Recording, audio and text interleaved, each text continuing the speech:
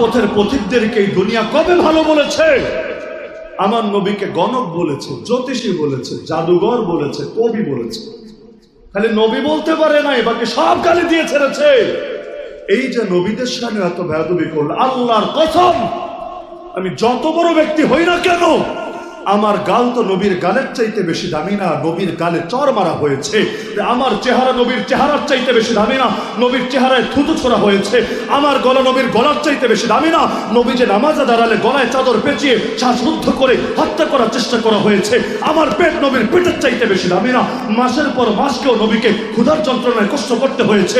জিহাদের ময়দানে পর্যন্ত পেটের মধ্যে ক্ষুধার জ্বালায় পাথর মারতে বাধ্য হয়েছে। আর আমার নবীর জীবনের চাইতে আমাদের জীবন বেশি দামি না। আমার নবীকে বিষ খাওয়ানো হয়েছে, জাদু করা হয়েছে, হত্যা করার জন্য সর্বাত্মক চেষ্টা করা হয়েছে। তার ঘরকে পর্যন্ত ঘেরাও করে ফেলা হয়েছে। খালি বের হোক সকালে, ধরে তাকে জানে মেরে ফেলবে। আরে আমার দেশের চাইতে নবীর দেশ অনেক বেশি দামি। আমার দেশ কখনো নবীর দেশের চাইতে বেশি দামি না। কিন্তু সেই নবীকে পর্যন্ত সেই মক্কা থেকে, জন্মভূমি থেকে, যেখানে আল্লাহর ঘর আছে, যেখানে কাবা আছে, সেটা ছেড়ে পর্যন্ত যেতে বাধ্য করা হয়েছে। যাওয়ার সময় আমার নবী বারবার মাথা ঘুরিয়ে পিছনে তাকায়, কাবা থেকে চোখ সরাতে পারে না।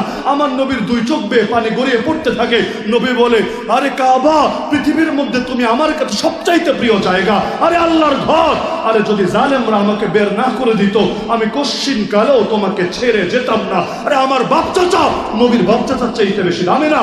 আল্লাহ নবীর আপন চাচার বুক চিরে কলিজা বের করে চিবিয়ে খাওয়া হয়েছে। তো নবীকেই যদি এত কষ্ট দিতে পারে, 9.5 বছরে 27টা যুদ্ধ নিজেকে করতে হয়েছে, আর 47টা ময়দানে বাহিনী পাঠাতে হয়েছে।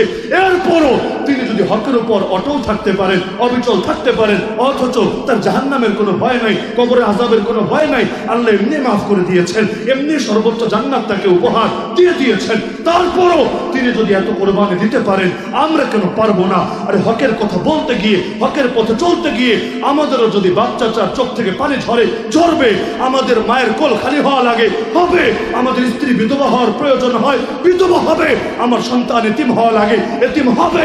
কিন্তু আমরা জিন্দা থাকতে আল্লাহর দ্বীনের উপর কোন আঘাত আসবে, এটা তো মেনে নিতে পারবো না।